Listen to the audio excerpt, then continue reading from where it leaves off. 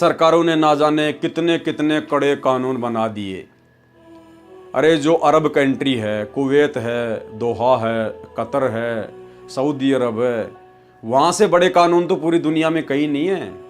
अगर कोई बलात्कार करता है तो सरेआम उसको फांसी दी जाती है, उसका सर कलम कर दिया जाता है। वहाँ भी बलात्कार नहीं रुक रहे, कड़े कानूनों से नहीं रुक सकते मेरे भाई।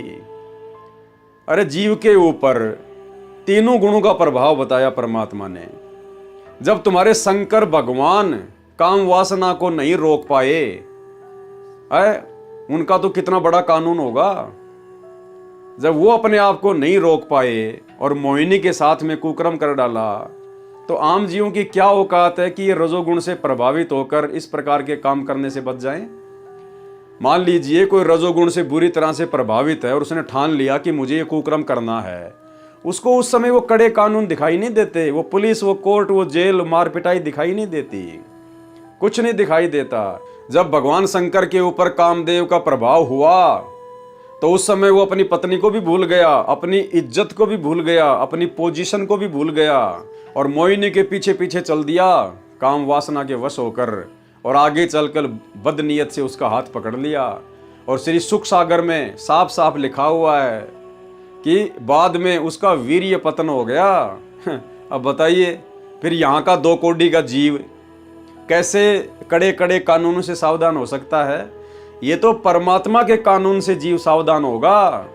जैसे आज उनके लाखों भगत इस तत्व ज्ञान को लेकर, अच्छे बुरे की जानकारी लेकर, कौन से कर्म करने से क्या होगा, कौन से कुकर्म करने से हानि होगी, इस परमेश्वर का भरपूर आशीर्वाद चाहिए, मर्यादा चाहिए और परमेश्वर का ज्ञान चाहिए। इनके ज्ञान से ये दुनिया सुधरेगी, संभलेगी।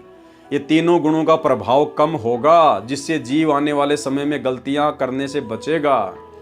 सरकारें ना जाने कितने कड़े कड़े कानून बना के परेशान हो चुकी है, फिर भी देश में आए दिन ये क्राइम, ये बलात्कार, चोरी, डकैतियां, भ्रष्टाचार, ये सारी बुराइयां बढ़ती क्यों जा रही है। भैया ये सरकारों के बस की बात नहीं है। राष्ट्रीय समाज सेवा समिति वालों, ये तो भगवान धरती पर आया इसलिए है कि अब ये सरकारों के बस की बात नहीं रही। थोड़े बहुत दिनों में 2028 से पहले पहले ये आपकी सरकारें हाथ खड़ी कर करके भागेंगी। जैसे बांग्लादेश के प्रधानमंत्री भाग के हिंदुस्तान में आ गई, अफगानिस्तान का राष्ट्रपति हामिद करजई भाग के कहीं और चला गया। ऐसे आने वाले समय में, युग परिवर्तन का समय 2028, ये बड़े बड़े देशों के बड़े बड़े राजनेता जिनकी आज तूती बोलती है, ये हाथ खड़े कर करके ये अपनी जान बचाते फिरेंगे। इस काल के कानून से काल का सिस्टम नहीं सुधरता।